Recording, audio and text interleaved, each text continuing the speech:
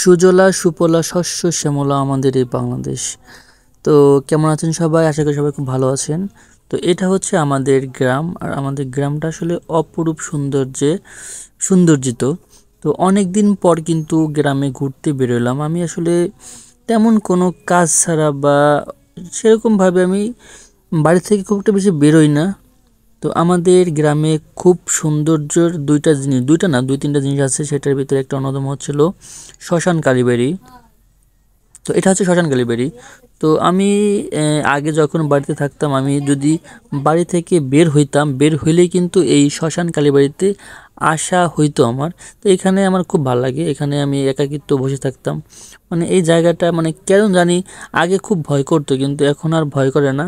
কারণ এখানে এখন যখন বুঝতে পারি যে এখানে ভয়ের কিছু না, এখানে অনেক মানুষের দেহ আছে, এখানে অনেক মানুষের সৎকার্য করা হয়েছে। তো এটা হচ্ছিল শ্মশান কালী মন্দির। তো এই পাশটা হচ্ছিল সেই শ্মশানের যেই মানুষের যেই সৎকার্য করা হয়, সেই পাশটা হচ্ছিল এইটা। এই তো এই দেখেন, এই যে, তো এইখানে হচ্ছিল মানুষের সৎ ক্রিয়া কার্য করা হয়। তো আমরা আসলে ভাবি যে আমাদের সমস্ত অহংকার, সমস্ত গর্ব সব কিছুই কিন্তু সেকেন্ডের ভিতরে কিন্তু নিঃশেষ হয়ে যায়। এইখানে কিন্তু আমাদের সবারই কিন্তু আসতে হবে। আমাদের সবার বলতে আমাদের হিন্দু শাস্ত্র মতে আমাদের কিন্তু সবারই শেষ কিন্তু এখানেই।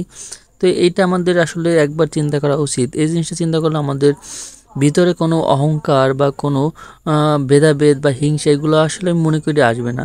তো এই পাশ থেকে কিন্তু দেখা যায় আমাদের কিন্তু আর গ্রামে আর একটি সৌন্দর্য ওই পাশে, যে কালীবাড়ি। আর এই শ্মশান কালীবাড়ির পিছনের দিকটা হচ্ছিল অনেক সুন্দর জমি, এখানে ফসলের জমি আদি। এখন এর সময়টা হচ্ছিল ধান লাগানোর সিজন, তাই আসলে মানে যেদিকে তাকায় দেখেন শুধু সবুজে ধুধু করে ধান। তো এই জিনিসটা কিন্তু আপনি একমাত্র গ্রামে কিন্তু এই জিনিসটা সৌন্দর্যের ফিলটা পাবেন। যারা শহরে থাকেন তারা কিন্তু এই সৌন্দর্যের ফিলটা কখনোই পাবেন না। তো গ্রামের সৌন্দর্যের আসলেই প্রশংসা বা তুলনীয় আর কোনো কিছু হতে পারে না গ্রামেই।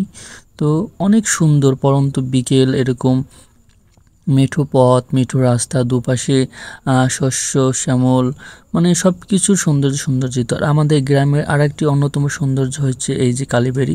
তো এই কালীবাড়িটার জন্য আমাদের গ্রামটার নাম অনেকটা মানে বিখ্যাত হয়ে গেছে বলতে পারেন। মানে অনেক দূর দূরান্ত থেকে লোকজন এটা দেখতে আসে, অনেক লোক এখানে ভিড় জমায়। তো এটা আপনারা যারা যারা দেখছেন এবং দেখতে আসছেন সবাই বুঝতে পারবেন যে কতটা সৌন্দর্য। আর যারা না দেখছেন অবশ্যই দেখতে আসবেন উলপুর কালীবাড়ি। তো এটাই হচ্ছে আমার গ্রামের আজকে ভিডিও সংক্ষিপ্ত আকারে আপনাদের মাঝে তুলে ধরলাম। সবাই ভালো থাকবেন, সুস্থ থাকবেন, আর আমাদের ভিডিওটা অবশ্যই দেখে আমাদের সাপোর্ট করবেন। টাটা।